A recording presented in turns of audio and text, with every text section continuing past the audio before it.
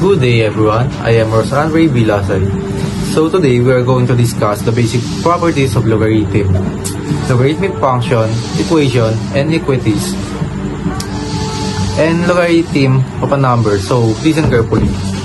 Today we are going to discuss the 5 basic properties of logarithm. Properties number 1 is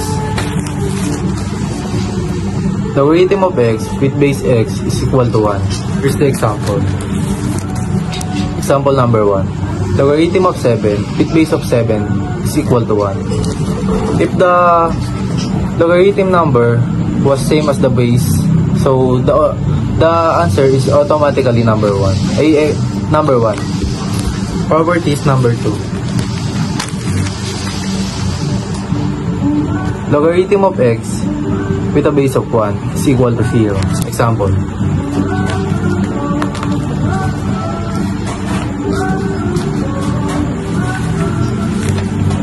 Good. Here's the example. Logarithm of 4 with a base of 1 is equal to 0. If the base is 1, so the answer is automatically 0. Properties number 3. X logarithm and base x raised to y equal y. Here's the example.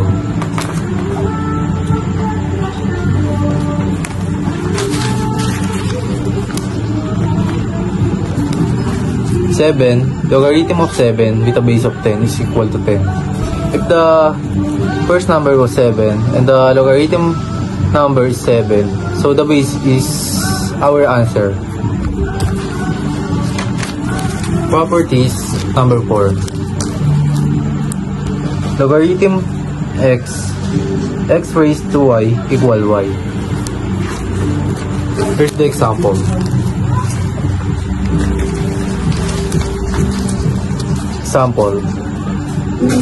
Logarithm of 5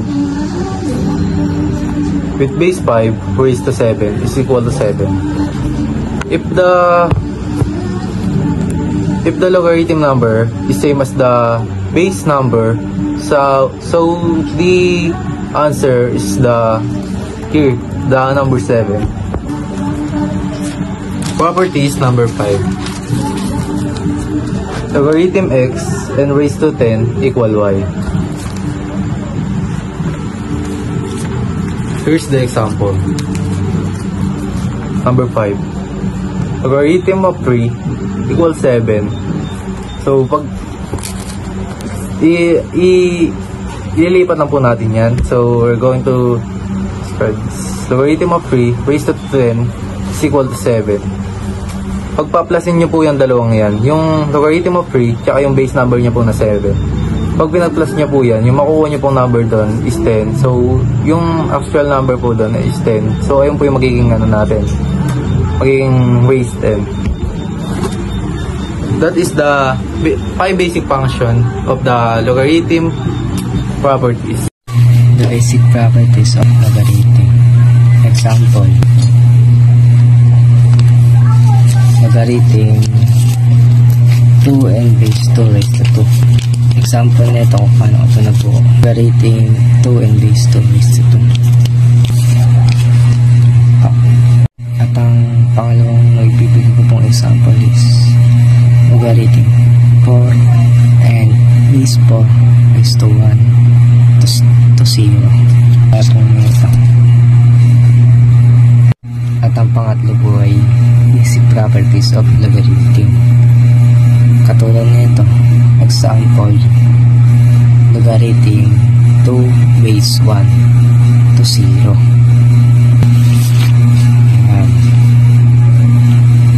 At ang pangapat po ay logarithm 5 base b raised to x.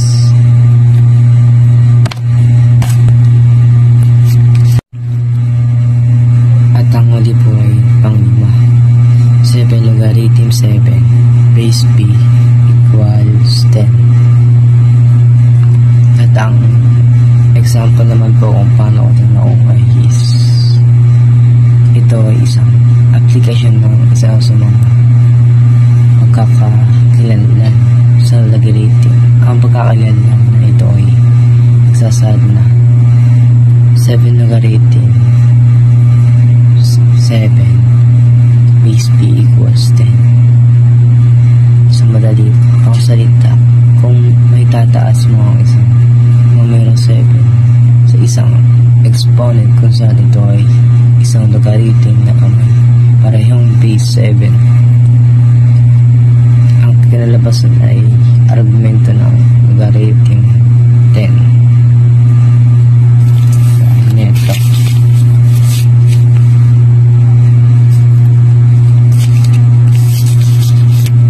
Good day everyone, my name is Edwin Isa, and now I proceed to the next topic, which is the logarithm. What is logarithm? From the word logos and arithmos, a word made up by John Napier, it is the exponent of power to which a base must be raised to yield a given number. So first, the logarithmic function. What is the logarithmic function?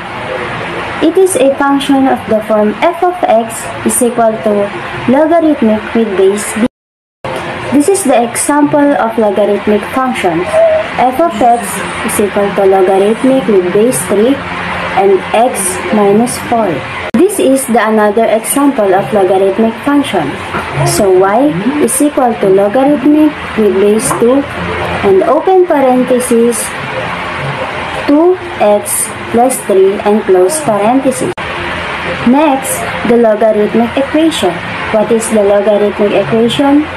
It is an equation involving logarithm. This is the example of logarithmic equation. Logarithmic with base 2 of 4 is equal to logarithmic with base 2 of x. This is the another example of logarithmic equation. Logarithmic with base 3 of x plus 3 is equal to 2. Logarithmic inequalities. It is an inequality involving logarithms. So, this is the example of logarithmic inequality. Logarithmic with base 3 and x is greater than to 4. This is the another example of logarithmic inequality. Logarithmic with base 2 and x minus 5 is greater than and equal to 4.